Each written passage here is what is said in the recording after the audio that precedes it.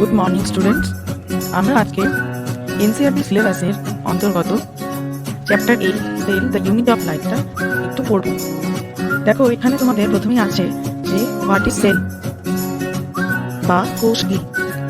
তাহলে cell is the fundamental structural and functional unit of all living organisms. আমরা যখন আমাদের চারপাশে দেখছি পরিবেশে, তখন living things non living things দুটোই কিন্তু আমরা লক্ষ্য করছি।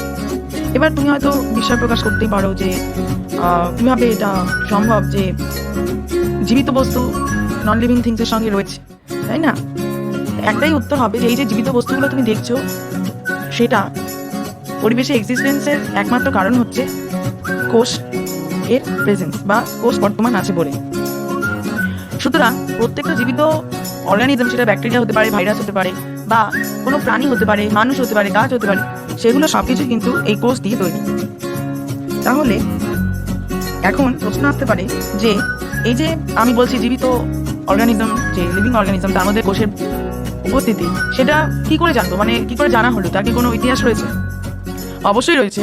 বিজ্ঞানী অ্যান্টন ভন লিউয়েনহুক প্রথম মাইক্রোস্কোপে এই জীবিত কোষ পর্যবেক্ষণ করেন এবং তার পরবর্তীকালে রবার্ট ব্রাউন নিউক্লিয়াস পর্যবেক্ষণ করেন। তবে রবার্ট ব্রাউন কিন্তু পরবর্তীকালে এটা দেখেছিলেন নিউক্লিয়াসটা, কিন্তু আগে লিউয়েনহুক জীবন্ত কোষ পর্যবেক্ষণ করেছিলেন।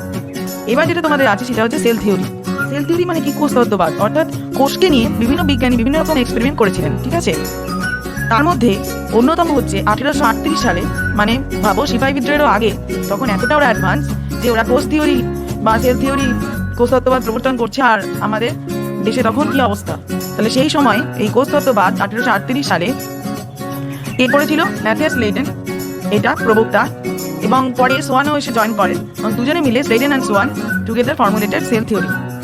এবার আমাদের মূল বক্তব্য বিষয় হলো যে এই যে সেল থিওরি বা কোষ তত্ত্ববাদ বলছি, সেইটা তোমার কি, মানে ব্যাপারটা কি যদি জানতে চাও যে এই কোষ তত্ত্ববাদের পেছনে কি কারণ রয়েছে, কেমন, মানে এর মূল প্রতিপাদ্য বিষয়টা কি?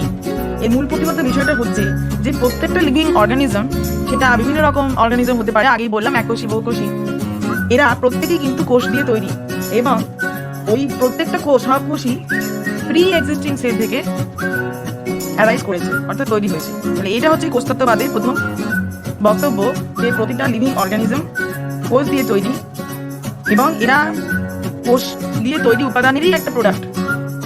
এবং আরেকটা কি বলছে যে প্রত্যেকটা কোষই প্রি এক্সিস্টিং সেল থেকে তৈরি হচ্ছে। এটা আজকে আমরা এই সেলের ইন্ট্রোডাকশনটা পড়লাম, তোমরা একটু কোষবাদটা বা তোমাদের সিলেবাসে যে কোষ রয়েছে সেটা একটু পড়ে নাও। আমরা পরের দিন কোষ সম্পর্কিত বিভিন্ন মতবাদ বা ফ্লুইড মোজাইক মডেল এবং বিভিন্ন অর্গানিজম যেগুলো রয়েছে সেগুলো সম্পর্কে আলোচনা করব। ধন্যবাদ।